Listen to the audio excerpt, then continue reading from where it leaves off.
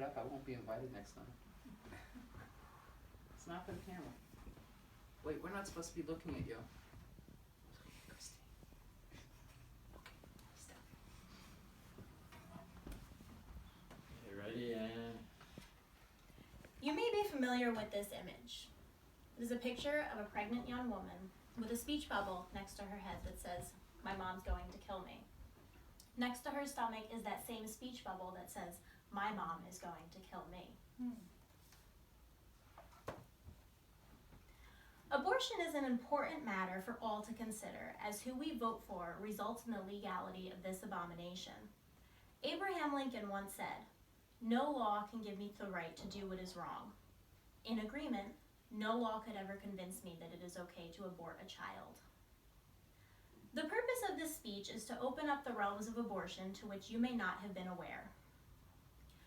Though many may not admit or agree, I strongly believe that abortion is murder.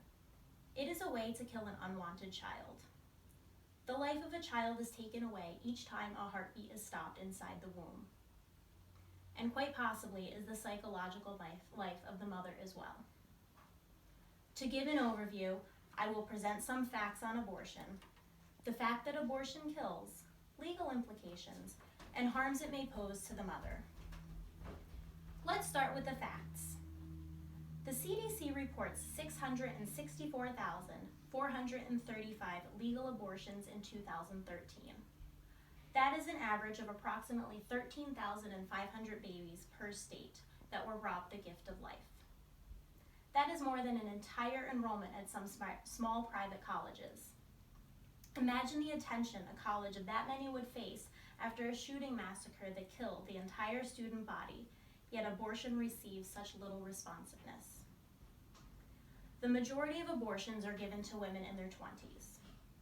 92% of abortions are performed at 13 weeks gestation. 20% of total live births end in abortion. However, on a more positive note, abortion rates continue to drop and were down by 5% in 2013. The first given definition of kill in the dictionary is, quote, "to deprive of life in any manner, cause the death of, slay," end quote. And this is exactly what abortion does. However, many disagree with the thought that abortion is murder. Rachel Liu writes an article on us pro-lifers saying that we don't actually care about the babies, but the fact that people are murdering them. She claims that our views of sex are old-fashioned and that abortion kills what looks like a human baby, not an actual baby. So are we to believe that babies are not human until they are born? She further notes that our reason for being pro-life are ridiculous. My message to Ms. Liu is that if her mother did not choose life, she would not have the opportunity to give such opinions. Surprisingly, there's many celebrities that believe that abortion is murder also. Ben Stein, Kevin Sorbo, Kelsey Grammer, and Patricia Heaton are all pro-life, just to name a few. An instance that stuck out to me was one of Patricia Heaton's. She posted a selfie wearing a shirt that said, "Would it bother us if they used guns?" Which poses an interesting question. Would abortion bother you if the child's life was terminated by gunshot? There's an interesting legal history to abortion as well. Most are familiar with the case of Roe versus Wade. This is when abortion became legalized in the United States in the year of 1973. What many may not know is that abortions were legal in the time of the early settlers. It was not until the late 1800s that the states began to illegalize abortions. The fear that the early settlers had was similar to one that we have now, which is the fear of overpopulation. The legality of abortions varies from country to country. For example, Canada has no criminal law regarding abortions. However, the clarity of whether or not Canadian legislators favor abortion is unclear. As of 2013, Canada would not allow late-term abortions without reason. In New Zealand, abortion is legal if under 20 weeks gestation and there is possible harm to the mother. The pregnancy will result in incest. there is a risk of abnormality of the child, or the mother is mentally impaired.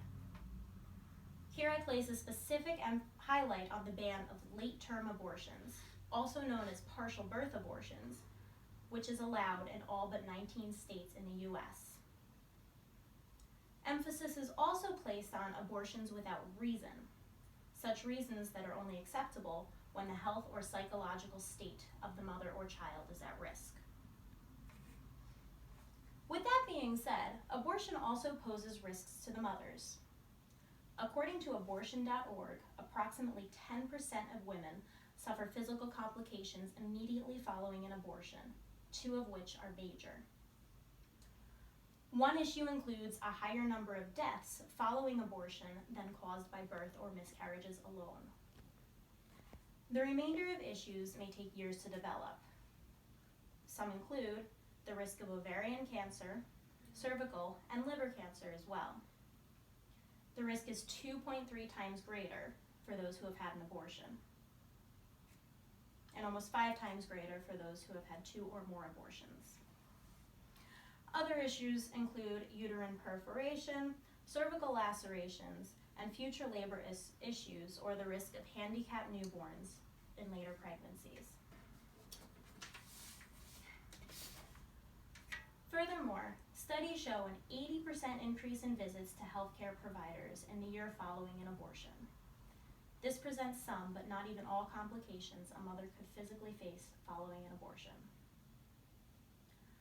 Abortions also present mental health issues. In an article on mental health and abortion, the authors indicate that abortion is a traumatic experience, as it is referred to as a human death experience. While the majority of studies in this article show otherwise, one predicts that most women will have negative mental effects following an abortion. Other studies find that the majority of those who have an abortion have statistically higher mental health issues following the pregnancy than those who gave birth. However, the American Psychological Association disagrees and says that there is no clear evidence that a single abortion results in mental health problems, stating that more research is needed. I feel this topic is up for debate as abortions become more common. To conclude, the previous facts stated support the harms of abortion, legal cases, and the intent to kill. What makes people think that a child does not deserve life? How can someone take away the life of such an innocent being? I hope this speech brought to light the dangers associated with abortion and make you think twice before supporting or even participating in the act. As Psalm 139:13 states, "For you created my inmost being. You knit me together in my mother's womb." No one should be destroyed after being so carefully crafted by God, especially one who has not even had the chance to take his or her first breath outside of the womb. Thank you.